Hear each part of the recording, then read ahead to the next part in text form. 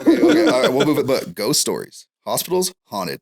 I You swear. think so? I'll tell. No, I can tell you haunted. I'm not a ghost fan, and I'm like, you know what? And I have some ghostly stories, but I don't like the shows. I can find stuff, and I know people are going to be upset because I know some people that are really into the ghostly stuff. I have a friend that's really into it. Ghost hunting. I love it. I love watching it. I hate doing it in person because I've done it in person. And really? I don't like it. No. See, I'm too stubborn.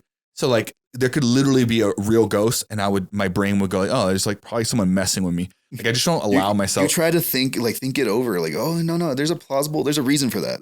That's how I am. I could be getting murdered by a ghost and I'd probably be like, this is crazy. How do they make it look so real? That's how much I don't believe in it. But it's like, but I get it. Like, and there was a time where I did watch them. And so it was super cool. But so I don't like the jump scares. That's me. Cause sometimes like I hate how they dramatic the jump scares. My ideal horror movie is, cause it's like different types of horror movies, right? I'm trying to think of like the ones that when I say I like them, meaning they freak me out, like they actually feel like a horror movie, are the ones that are like based off real murderers, like or real events, kind of. Did you ever see The Strangers? Yeah. Oh yeah. And because that obviously was a dramatized thing, but like that actually happened to someone, where like someone came in and knowing that going into the movie and seeing that, like you kind of put yourself in their shoes, and then they were brutal stabbings in that movie. Oh yeah. And that's one of my biggest fears is getting stabbed. And so that was, to me, when I was done, I would watch it again probably, but it was one of those things where I'm like, that literally freaked me out. That was a good one. Spiritual ones don't bother me at all. Like, cause I know, like, I'm not too like that. So like Insidious or like those ones, I'm like, or the Paranormal Activities, they're cool. Like, I just like, they don't freak me. I can leave and sleep fine. But those ones where like they're based off real stuff. Texas Chainsaw. Every time. I'll tell you that right. Texas Chainsaw got to me for sure. I went to this little gas station, middle of nowhere, Texas. That looked like just like the Texas Chainsaw Massacre thing. And I kind of was like, do I really have to use the restroom that bad? Yeah, I'm good. yeah. Like, I don't want this dude like, and it was crazy because it was a little town and like, it was just, it's sketchy. Like to me, like I was like, that's what I first little towns are already sketchy. Like, even if nothing bad's happening, it's just like the vibe of it. And then when you watch a lot of those movies, you start remembering them and you're like, this is where I die at this gas station right here. This is how it happens. Well, it was crazy. I pulled into that gas station.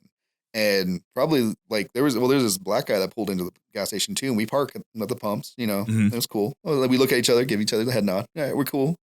He looked military. He did. He was wearing like the olive green. You know, and I've been security, so I was wearing like my security hat, like which is just an American flag. Yeah. So we were like, oh, he probably thought I was military too, which I'm not. But I was like, yeah, hey, what's up, man? And we walked in without saying anything. We walked in together, looked around, and there was probably about like 10 people in this gas station. For no fucking reason. There was no cars outside. There was no cars outside. No they weren't even getting gas. Yeah, they were just like walking around inside. Like, I guess that was where the air conditioner was or whatever. The only air conditioner in town. Sense. But they all stopped what they were doing and stared at us. And like we looked at each other, looked back around. Right there. We walked around, got some stuff, walked to the counter, paid. Like I paid cash, he paid cash. You know, and we walked out together.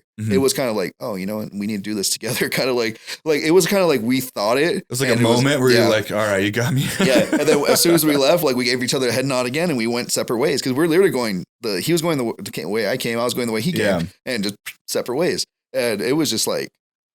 There's something about when you travel, even whether it's a small one or a big one, it kind of feels like they know. Like I always get, I don't know if you feel that way, but I'll go like whether it's a big city like Houston, I've been there, or even a small one. Like if I'm going to Albuquerque and I stop and put gas like in like Los Lunas or something, and I get at the gas station, I feel like everyone knows I'm not, like you're not from around here. Like I feel like that vibe. In reality, like probably not. Probably not. It feels like they know. And I get all paranoid and I'm like, what if someone's trying to, and like when Laura goes to use the restroom, I'm like watching to see if anyone like follows her.